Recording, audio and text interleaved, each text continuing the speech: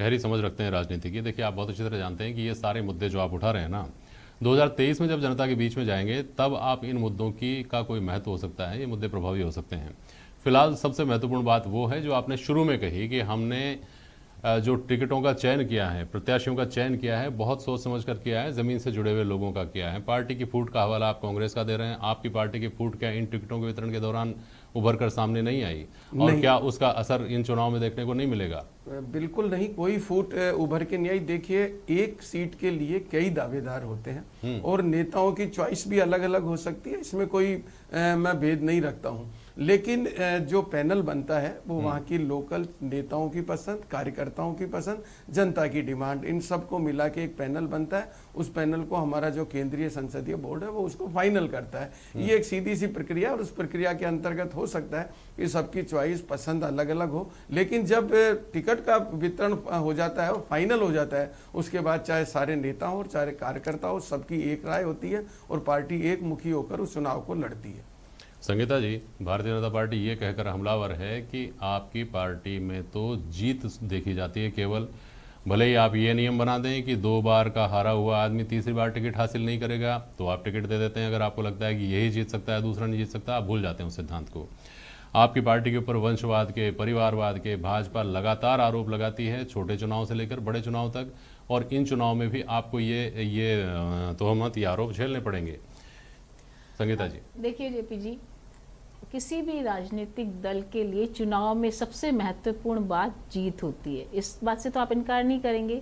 तो निश्चित रूप से हर राजनीतिक दल के लिए जो महत्वपूर्ण मुद्दा है कि हमारा कौन सा प्रत्याशी चुनाव में जीत दर्ज कर सकता है, तो वहां जिले से लेके सेंट्रल तक, केंद्र तक उसका एनालिसिस किया जाता है कि किस तरीके से कौन व्यक्ति यहाँ से जीत सकता है। और वल्लभ नगर में तो आपको खुद को पता है कि 9 बार कांग्रेस पार्टी ने वहाँ जीत दर्ज करी है, जिसमें से मैक्सिमम शक्तावत परिवार ने वहाँ से जीत दर्ज करी।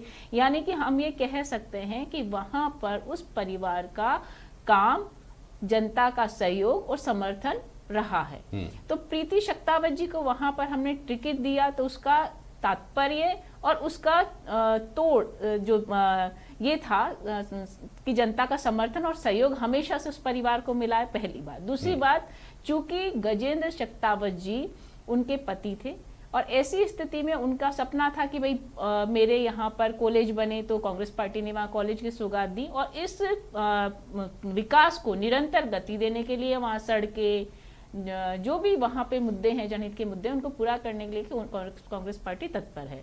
और प्रीति शक्तावत जी के साथ वहाँ का जन समर्थन है, वहाँ के नेता, कार्यकर्ता, सबका समर्थन जब प्राप्त है तो पूरा जो कमेटी ने जो डिसाइड किया वो इसी आधार पर डिसाइड किया। दूसरी बात, मैं तो ये कहना चाहूंगी कि भारतीय जनता पार्टी के जो वो मुद्दे जो अच्छे दिनों के नाम पर जनता को वो सपने दिखाए गए कि भाई मुंगेरी लाल के जैसे सपने जो कभी धरातल पर उतरे ही नहीं। अच्छे दिनों का वादा किया, बोले बहुत हुई महंगाई की मार अब की बार मोदी सरकार, और बहुत हुई पेट्रोल डीजल की मार अब की बार मोदी सरकार। भैया मैं तो पूछना चाहती हूँ कि पूरे देश की जनता आज त्राइमाम कर रही है। पेट्रोल डीजल के दाम आपने 110 कर दिए। आप एक्सरसाइज ड्यूटी 2014 के बाद 300%, क्या 300% ज्यादा आपने बढ़ा दी। तो आपने किस तरीके से जनता के साथ झूठ, धोखा और छलावा किया है आपने। भाई मैं तो अपनी बात करूं, मेरे को भी लगा पता नहीं कौन से अच्छे दिन आने वाले हैं। बच्चा ये कह रहा था हर हर मोदी, घर घर मोदी। अरे भैया, आप हर हर महादेव की जगह तो हर हर मोदी करने लग गए।